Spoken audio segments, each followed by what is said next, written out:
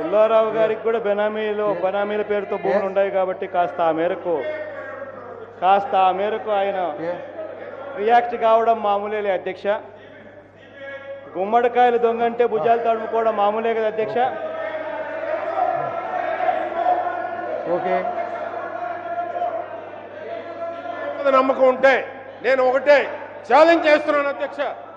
No no, మీకు CBI మీద నమ్మకం ఉంటే సిబిఐ మిమ్మల్ని 44,000 కోట్లు దోపిడీ చేశారని నిర్ధారణ చేసింది అధ్యక్ష.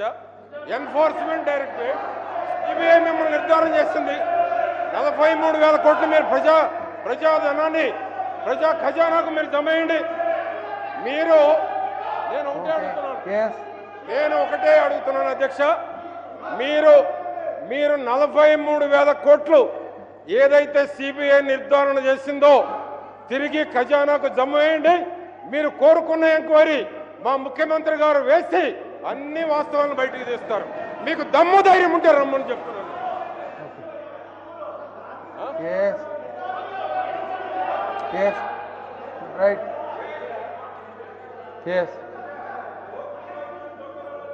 అధ్యక్ష, చంద్రబాబు నాయుడు గారు పత్తిపాటి పుల్లారావు గారు ఇద్దరికీ చెప్తా ఉన్నారు అధ్యక్ష. సిబిఐ ఎంతని చెప్పిందన్నారు? 43,000 కోట్ల. దాంట్లో పావుల భాగం ఇచ్చేసేయండి అయ్యా, నేను ఎక్కడ సంతకం పెట్టమంటే అక్కడ పెడతాను. పావుల భాగం ఇచ్చేయండి అయ్యా 43,000 కోట్లలో. మీ ఇష్టం వచ్చిన చోట ఎక్కడ సంతకం పెట్టమంటే అక్కడ పెడతా. ఉండేటివన్నీ మీరు మీ ఇష్టం వచ్చినవి అన్నీ చెప్పేసేస్తారు. రేపొద్దున ఇదే అసెంబ్లీ చూపించి ఇది కూడా నాదే అంటారు.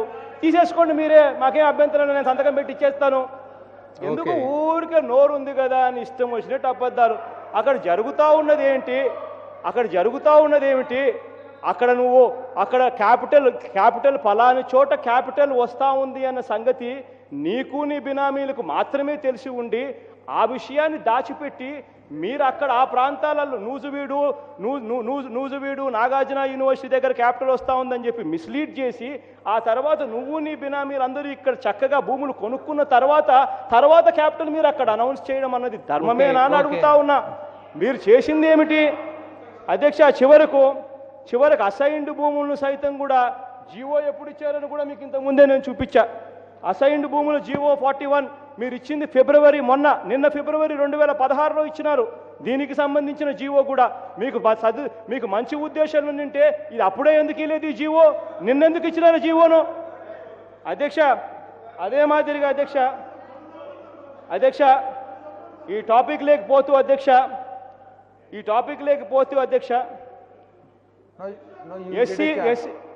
అసైన్డ్ భూములు మీ బినామీలు కొన్న తర్వాత మీ బినామీల రిజిస్ట్రేషన్ రెగ్యులరైజ్ చేసేందుకు SC ST assigned lands registration చేసుకొనవచ్చని చట్టంలో మార్పు చేయాలన్న దిక్కుమాలిన ఆలోచన చేయటం నిజం కాదా అని అడుగుతా ఉన్నా అధ్యక్ష.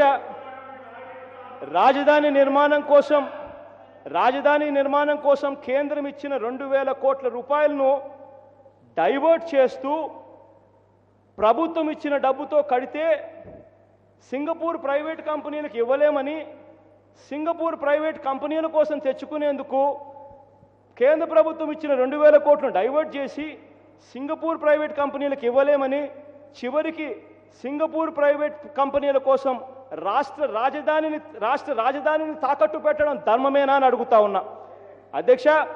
మొదట మీరు అన్నది ఏమిటి? సింగపూర్ గవర్నమెంట్ వచ్చి చేస్తుంది అన్నారు. ఆ తర్వాత ఇవాళ ప్లేటు మార్చి ఏమంటున్నారు?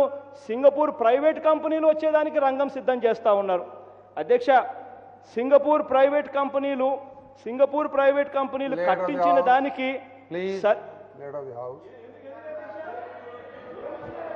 కూర్చోండి దయచేసి ప్లీజ్.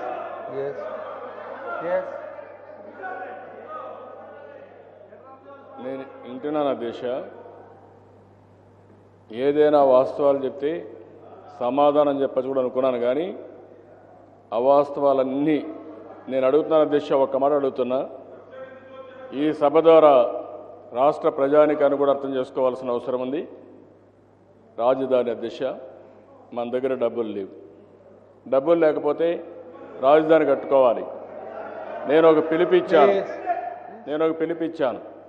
ఆ పిలుపు ఏంటి అధ్యక్ష? స్వచ్ఛందంగా ముందుకు రండి, ల్యాండ్ పోలింగ్లో రండి. ఈ ల్యాండ్ పోలింగ్లో మీరు ముందుకు వస్తే మీకు డెవలప్ చేసిన తర్వాత 25% తిరిగి మీకు ఇస్తామని నేను ఒక పిలిపిచ్చాను. నా మీద విశ్వాసం పెట్టుకొని 34,000 ఎకరాలు స్వచ్ఛందంగా ఇచ్చారు అధ్యక్ష.